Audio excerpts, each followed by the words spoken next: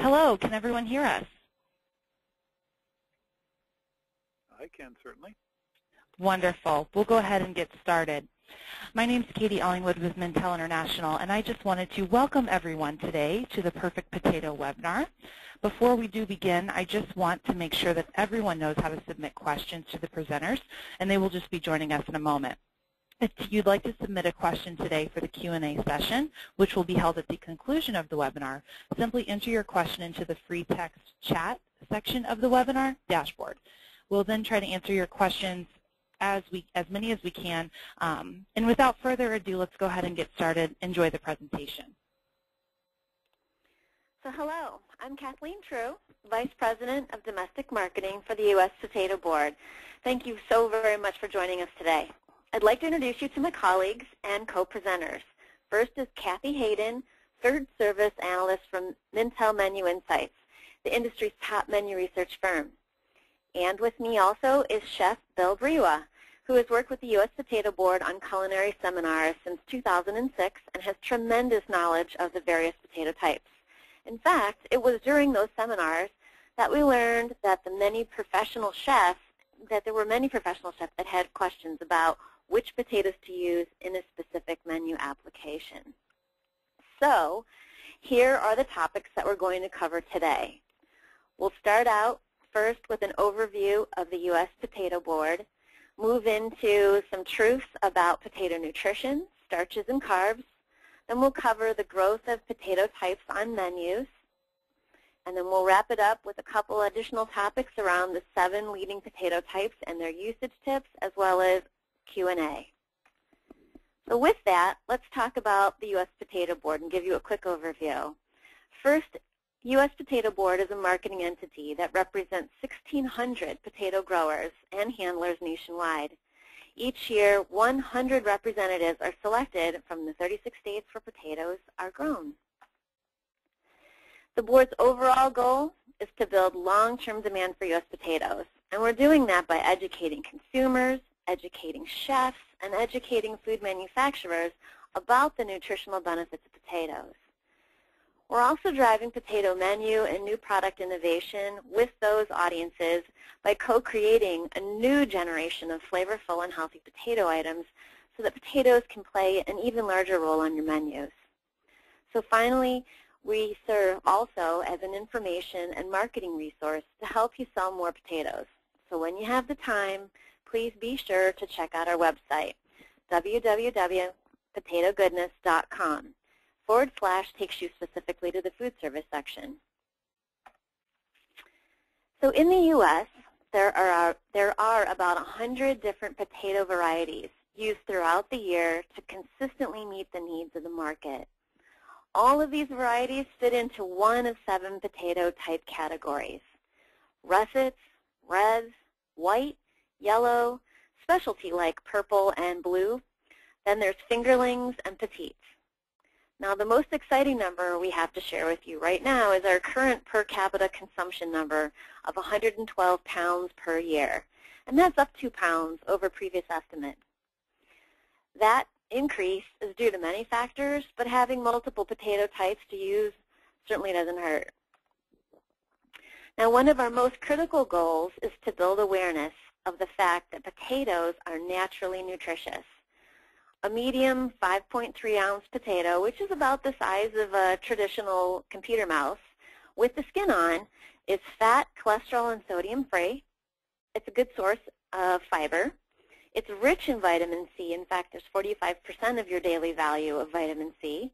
It's a good source of potassium. In fact, it contains more potassium than a banana, and it has just 110 calories. Now, people often refer to potatoes as a starch, and so many diets have vilified this potato for having high levels of carbs. But the truth is that carbohydrates are sugars, starches, and fibers, which are primary sources of energy for humans. And in fact, all fruits and vegetables contain carbohydrates. But in the kitchen, the starch content of the potato is the most significant differentiator of potato types and varieties. Potatoes with a high starch content, up to about 22%, are described as floury. They cook up more granular in appearance. They have a mealy texture. And so they really are better for dishes where the desired result should be a fluffy result, like a baked or a mashed potato. They're also really good as an ingredient where texture is useful, like gnocchi. Now, potatoes with the starch content as low as 13% are known as waxy or a boiling potato. They're ideal for menu applications that call for creamy or smooth textured potatoes, or where you'd want your potatoes to stay firm in things like soups or stews and salads. Now, one final note. Potato sugars are another important variable. Potatoes are naturally low in sugar, as evidenced by their earthy taste, of course, but the sugar levels vary greatly depending on the variety. And this is important in preparations like frying, where excess sugars can turn the potatoes a dark color. You should feel really comfortable talking to your distributor for potatoes and asking them for ones with lower sugar levels if that's what you want. Now, to store potatoes properly, keep them in a cool 45 to 55 degree space. Keep them dry, well ventilated, and avoid exposure to light. And with that, we'll move into some Mintel menu statistics. Kathy? Thanks, Kathleen. First, before we move into looking at potato types on menus, I just want to explain Menu Insights a bit. Mintel Menu Insight collects menus from the top 355 U.S. chains and more than 200 innovative independents, totaling more than 2,400 menu items that we update quarterly. The potato usage patterns you'll see in our slides reflect total number of potato side dishes that appear in our database. And the first slide we're going to look at shows that, as you can see, potato sides have increased on menus overall nearly 12% since 2007. Casual and family mid-scale dining segments show the most usage because they offer the most types of potato dishes, fries, hash browns, mash, whereas QSR seems to usually just have some hash browns and fries. And again, the usage is strong, but the variety is a little bit more limited. In fact, QSR is always a strong potato user segment, and we expect this to grow because snacking is a major phenomenon in the food service industry, and many people turn to fries and different fry shapes for snacks.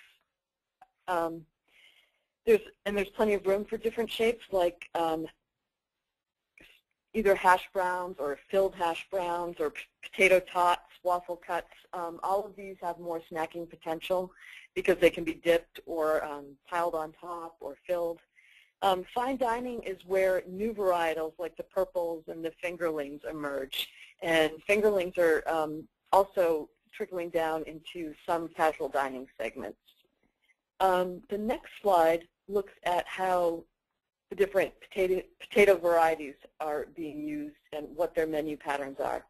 As you can see at the top, the bumpiest line, Redskin, has more to do with how these potatoes have been named on menus. We see everything from Redskin to Red Bliss and Red Babies.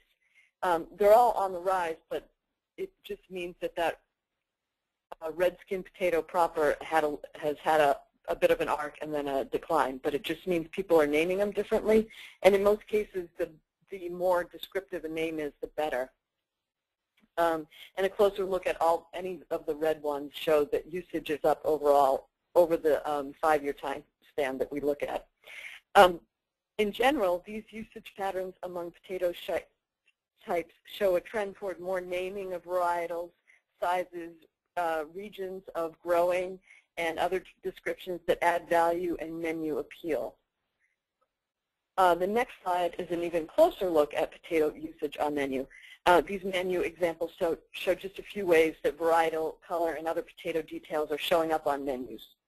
The menu descriptions also support a few menu trends, like diner-styled hearty fare is popular right now, so we see the emergence of skillet dishes, as in the Texas iron skillet at the bottom, and also hash browns and very fancy versions of hash are emerging.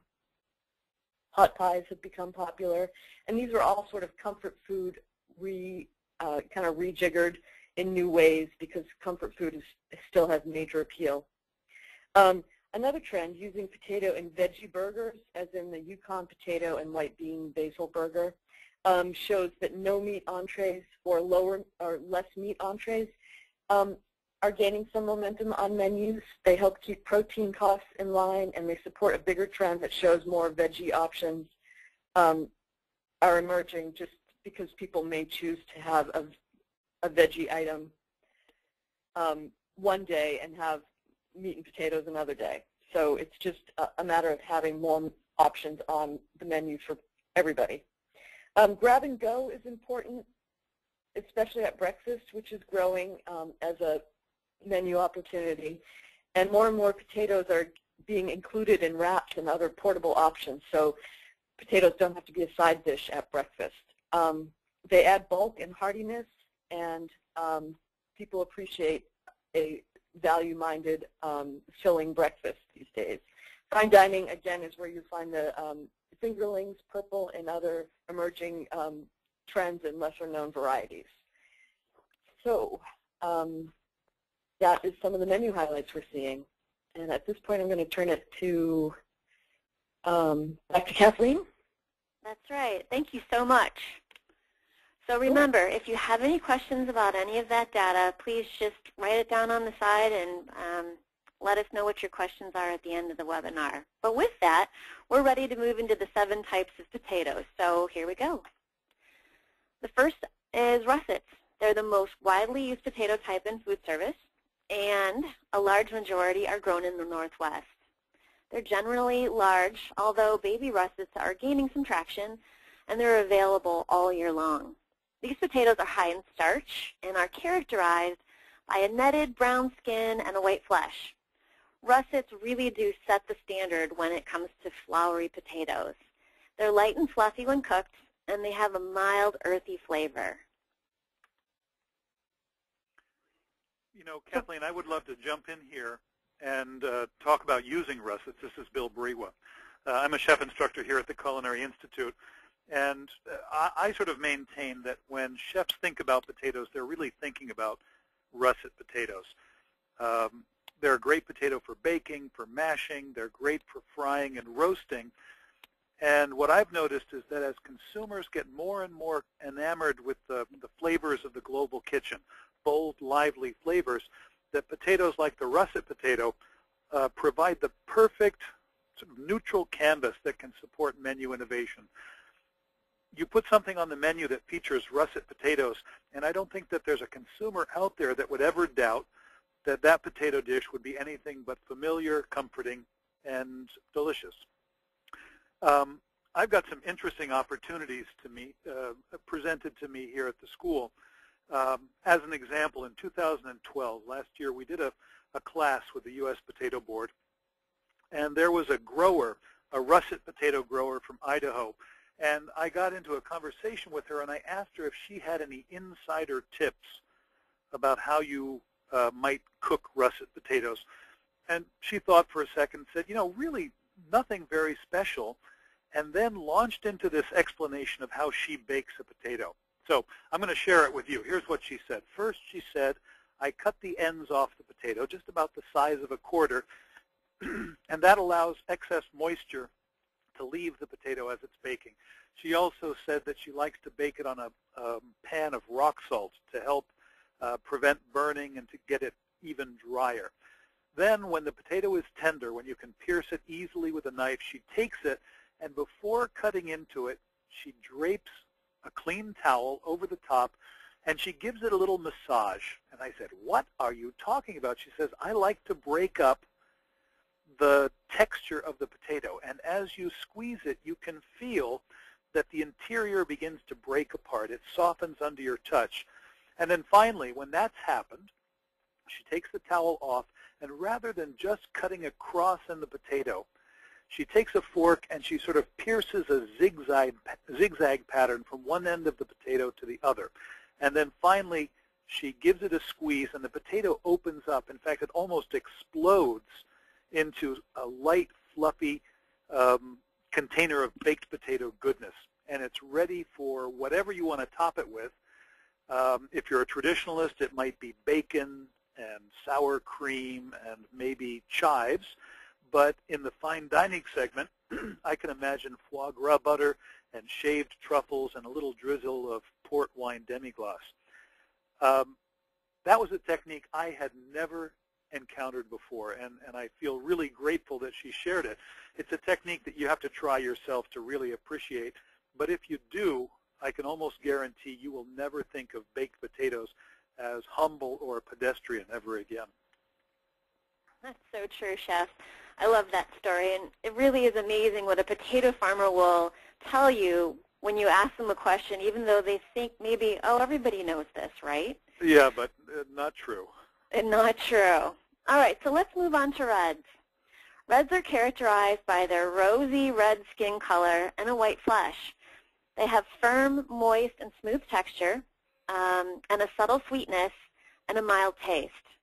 Round reds sometimes are referred to as new potatoes. However, technically speaking, this quote-unquote new potato actually refers to any potato that's harvested before reaching maturity. When I think of new potatoes, I think of new potatoes or red potatoes as the potatoes that, because of their waxy makeup, stay firm and hold their shape throughout the cooking process. So for that reason, they're a really good choice for all kinds of side dishes and salads and soups, where it's important to the chef that the potato stays distinct and recognizable. As an example, a little diced potato in a chowder or a soup, red potatoes would be a good choice. The thing about a red potato is the distinctive skin. It's fairly thin, but the color is very, very bright. And in finished dishes, what I think is that those skins lend an appealing color. There's an earthiness to the flavor of the skin, and there's a texture that you wouldn't get if you peeled the potato before you cook it. One thing I've noticed, especially in the casual dining segment, is that red skin potatoes are becoming really popular for a version, sort of a rustic version of skin-on mashed potatoes. I see it again and again. Now, I wouldn't even consider mashing a red potato, or at least that's how I was taught. The concern is that if you mash them too much, they can tend to get a little bit gluey. But if you're careful and you don't overmix them, you end up with a really rustic, coarse country mash that's hard to beat. So let me give you some ideas. One might be that you mash new potatoes with goat cheese and olives and basil, and you use that rustic mash to accompany a chicken breast. On the same menu, you may have grilled shrimp, and for those, you might feature mashed red bliss potatoes with andouille sausage, diced up and fried, and some green onions and a little drizzle of country gravy. And possibly on the same menu, a third entree. Let's say it's a thick 12-ounce New York strip steak. It's grilled medium rare, and it comes with the roasted red peppers, which are mashed to order with mascarpone cheese, with roasted garlic, Parmesan, and then topped with some crispy fried capers. What I think I notice happening is that red potatoes are breaking out of their old role as the go-to potato for potato salad, and they are, in fact, becoming a rising star that everybody should pay attention to. Well, we see that rising star popularity confirmed in those Mintel trend figures that we saw earlier. So definitely a potato that people are becoming very comfortable with indeed. Yeah. So now on to the whites. All right, white potatoes are round and long in shape. They're medium in starch level, and they have a smooth, generally tan skin color. They're creamy and slightly dense in texture. They have a subtle sweet flavor and are low in sugar content. And in the kitchen, it's really that creamy texture that I think of as a terrific benefit. Also the fact that they hold up to cooking a little bit better than a russet might. If you make a gratin with a russet potato, unless you're very careful, it can tend to get a little bit soft. The delicate skins on these white potatoes add just the right amount of texture, so there's no need to peel them beforehand, so you save yourself a little time there. And as I said, I really love these potatoes when I'm making scalloped potatoes or a potato gratin, just because they seem to hold their shape so much better. Now, this is sort of a double-edged sword here. When I make a potato gratin, I want to make sure that the starch from the potato actually interacts with the liquid and thickens it a little bit. And a red potato, that wouldn't happen as readily as it does with the white. The starch thickens the cream and the cheese, and you get a finished product that just has a delicious mouthfeel. Another thing that I think is worth mentioning, if you grill white potatoes, where they lack in color, you can make up for by cooking technique by grilling them, and you get the beautiful golden color, but also a fuller flavor. What I do is I always blanch the potatoes first in boiling salted water, and then when they're just done, I let them cool down, and then I cut them in half and take them to the grill with a little bit of olive oil and salt and pepper. Here at the CIA, we teach about a browning reaction called the Maillard reaction, which is when you bring carbohydrates and protein, read potatoes, up against heat, and the reaction gives you not just the brown color or the golden color, but hundreds and hundreds of flavor and aroma compounds that have the ability to seduce even the pickiest diner. Here's an interesting idea that we do here at the school. In our restaurant, the Wine Spectator Greystone restaurant, we take the whey that's left over from having made our own ricotta cheese, and we use that whey to par cook our white potatoes. And what you can expect is it lends an additional buttery note to the flavor of the potato. Because of the sugar in the whey, it helps them brown a little bit. But maybe the most important thing is that it gives our servers sort of a compelling flavor story to tell to customers. Last but not least, it repurposes something that otherwise might have just been discarded. And what I'm talking about there is the whey. The chef of the Wine Spectator Greystone restaurant, a guy named Almir da Fonseca, really prides himself on what he calls 110% product utilization. So not only does he make the cheese and get the ricotta, but he takes what's left over from having made that cheese and puts it to work cooking white potatoes. It's really a win-win situation where white potatoes are concerned and also where food cost is concerned. Okay. Well, let's keep up that win-win mentality as we talk about as we talk about yellow potatoes. So yellows are, and especially Yukon Golds, are very popular in Europe and increasingly popular in the U.S. Yellows come in a variety of sizes and have round to oblong shapes. They have a slightly waxy, creamy, and definitely moist texture. They're known for their faintly sweet, rich, and buttery flavor. For me, yellow potatoes are ideal for grilling. In fact, in grilling them, it gives the yellow potatoes sort of a crispy skin that seems to enhance the buttery flesh inside, and you end up with this almost sweet caramelized flavor. Certainly you can roast these potatoes as well, or you can mash them, and you can even boil them and add them to salads. When I think of Yukon Golds and similar yellow potatoes, I think of them as all-purpose potatoes. They sort of straddle the line between waxy and mealy potatoes. So they're not as waxy as red potatoes. They're not as mealy as russet potatoes. They seem to be ready to do it all. This is a potato that sort of comes in through the back door of your kitchen and says, how can I help? What I've noticed is a really interesting thing, and I've heard this anecdotally from chef after chef. They're discovering that the creamy texture and the buttery color that you see in the flesh of a Yukon Gold convinces consumers that you've added a lot more butter to that potato even when you haven't. And for that reason, they're great for lighter, healthier preparations. If you look on the slide that's on the screen right now, there's a picture of smashed potato, and I think it's worth calling out smashed potatoes. Smashed potatoes are starting to become really, really popular.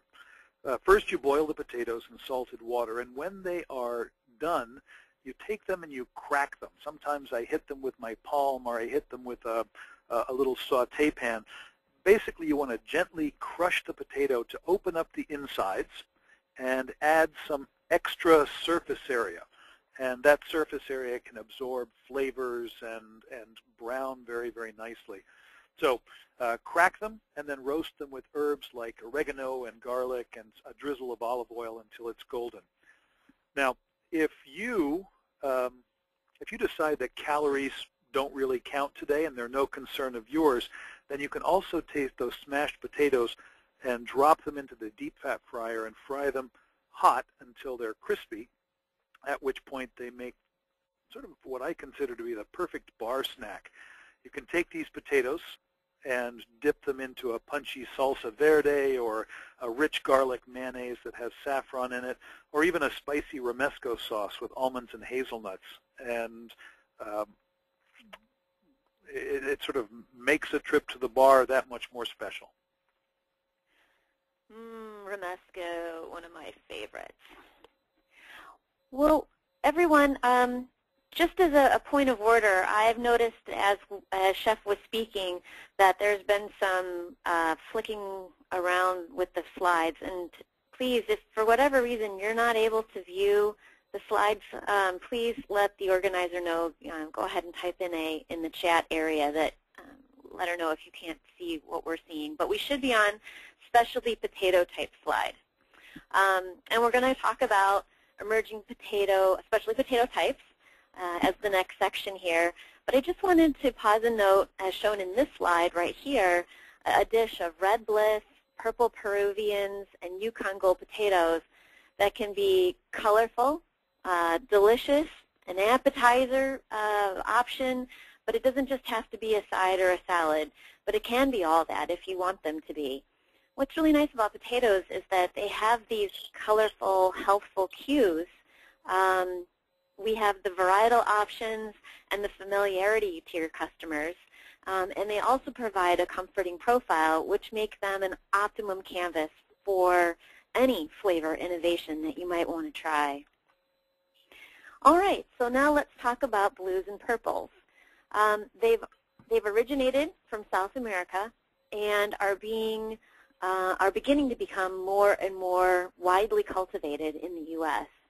Generally, they have a moist, firm texture, but the Peruvian varieties are much more flowery due to a higher starch content. The blues and purples have an earthy, nutty flavor, and their flesh colors range from dark purple to lavender to white. You know, I think of these as versatile potatoes, kind of the way I think of Yukon Golds. You can roast them and grill them. You can bake them. You can add them into potato salads where you're looking for that little hit of unexpected color. They hold their shape really well after cooking. And as you said, Kathleen, because of the pigment that gives them color, they tend to have a much fuller flavor. That pigment also gives them sort of a higher level of protective nutrients, and if there's a downside to that color, it would simply be that the color in a purple potato, the pigment that gives us that purple color, is water soluble. So maybe boiling in water, especially cut up, is not ideal because the color leaches out into the cooking liquid and the potatoes can look a little bit anemic. If you do choose to boil them, what I would say is leave the skins on until after they're cooked, and that keeps the color inside. And just a little hint of vinegar or other acid in the water will help keep that purple color brighter. When I cook these potatoes, what I usually choose to do is either microwave them or steam them or bake them, and that keeps the color pretty firmly intact. I was pleased to hear you mention that the Peruvian version, excuse me, sometimes is a little mealier than some of the other blues that hold their shape very well. I've had exactly that experience where sometimes I get them and they're perfect for boiling and holding their shape, and other times they tend to be a little bit mealier. What I would say is just talk to your purveyors and ask them if the purple potatoes that they currently have on offer are waxy or mealy, because as I said, I've enjoyed both styles. What I like to do, and this is a great way of holding on to the color of this potato, is bury them in rock salt and roast them until they're tender. And what you'll notice is that they take on this wonderful salty haze on the outside. And then I dig the potatoes out and I cut them the way I might cut a baked potato, and I squeeze it open and I serve it as a fun cheese course topped with a triple cream cheese, something like brie or Brie Savarin, just a few drops of truffle oil and a healthy grind of freshly ground black pepper. And as a part of a fancier meal where you want to include a cheese course, it's really a great idea. Also, at the beginning of a meal as an appetizer, it's kind of a fun idea to put on your menu.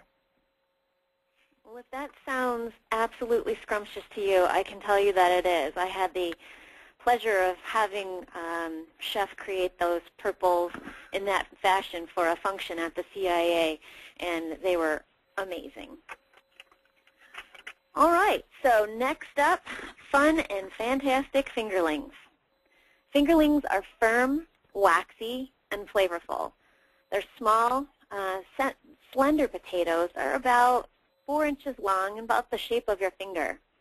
The varieties are grown in an array of colors with reds, oranges, purples, yellows, or white skin, especially in the flesh as well as in the skin that you see.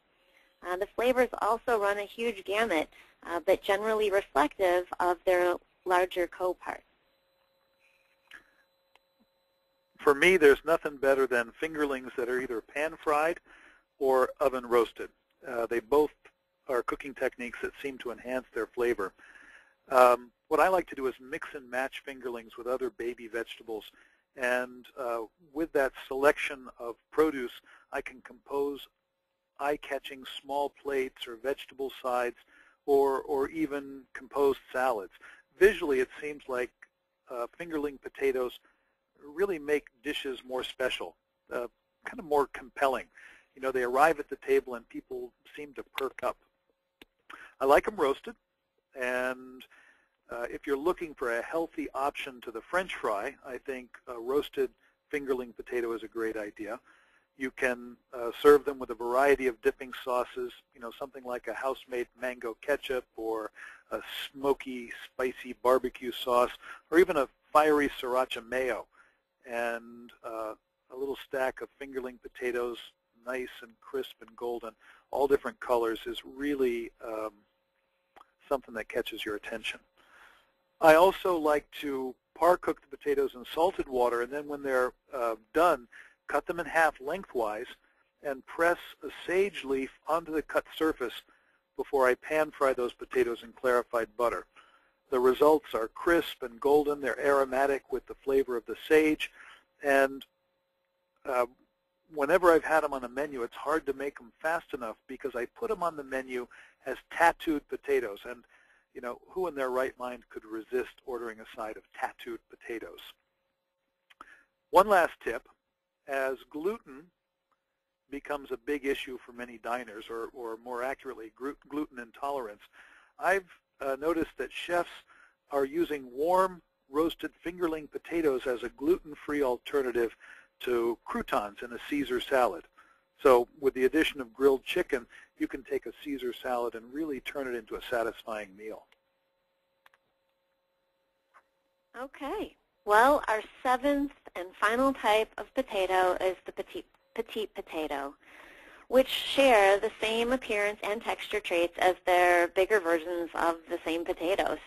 The only difference is that the flavor of petites tend to be more concentrated, which is why they're a great choice for salads, sides, and snacks. Some chefs even use them as a gluten-free substitute for pasta. You know, when I'm in a rush, Kathleen, It's a really easy thing to take some of these petite potatoes, toss them in olive oil, rosemary, salt, and pepper, and just roast them whole. And because of their size, they roast very quickly. There's no slicing, there's no dicing. You just roast them the way they come from the case. And not only are they colorful, but you'd have to agree they're sort of irresistibly cute. Kids just go crazy for these little potatoes. One thing that I love to do with them as well is a recipe from Oaxaca. In Oaxaca, college students are very, very fond of pickled marble potatoes with chipotle chilies. First, you take the potatoes and you boil them in salted water. And when they're tender, you let them cool down, and then you peel them, and you put them into a spicy pickling liquid. It's got oregano, it's got allspice, cloves, and chipotles, as well as vinegar, obviously. And you let them sit even for 10, 12 hours, and you taste them. They are absolutely addictive. As an example, one of the faculty members here came to me the other day and said, I need that recipe, because he was going to a party over the weekend, and those pickled potatoes were going to share the table with a Swiss raclette, sort of a Swiss fondue, for a globe-trotting Super Bowl Sunday meal. If you make them, what you'll discover is that they go very quickly. They're really, really popular. But if you make enough, they will keep indefinitely in the refrigerator. So give it a try. Well, I tell you, I will, and I'm glad that we're still in the lunch hour, because I definitely think I'm headed out to have a nice lunch with potatoes for sure. Well, actually, that concludes our program. So I'd like to now open the floor for any questions. And if not a question, also feel free to ask for new menu ideas if you'd like to.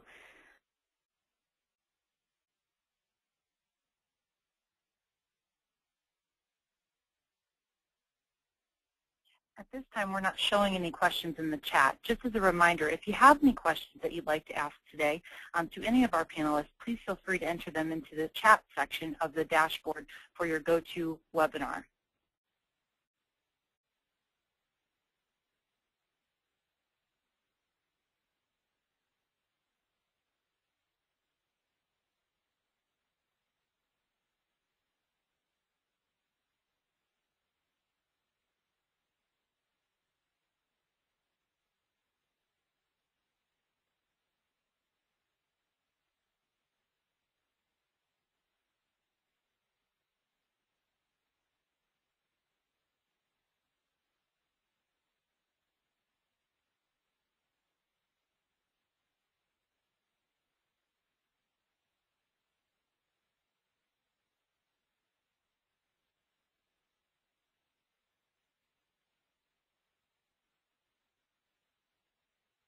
An animal comes along and eats that potato, there's going to be a problem. There'll be no new potato that comes from it. So the green color is from chlorophyll, but it goes hand in hand with a compound called solanine, which is pretty toxic. And it's a protective device that potatoes have developed.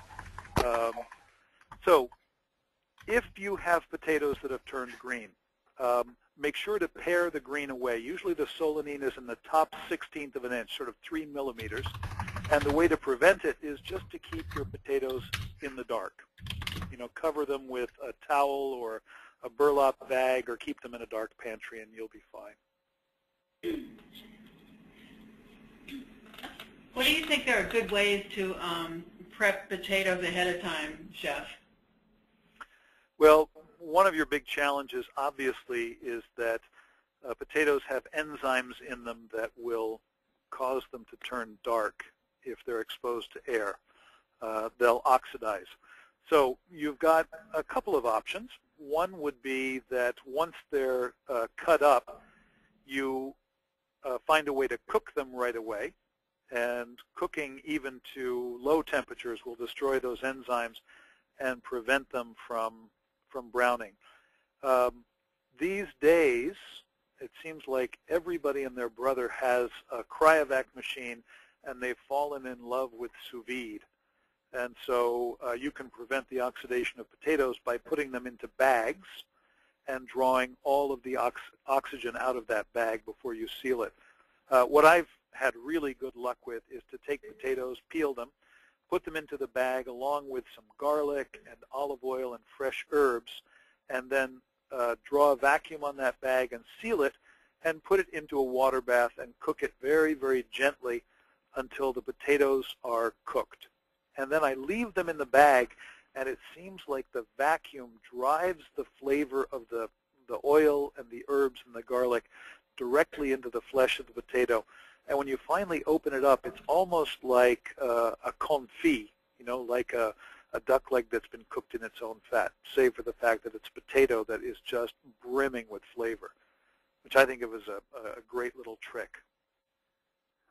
Thanks. Yeah.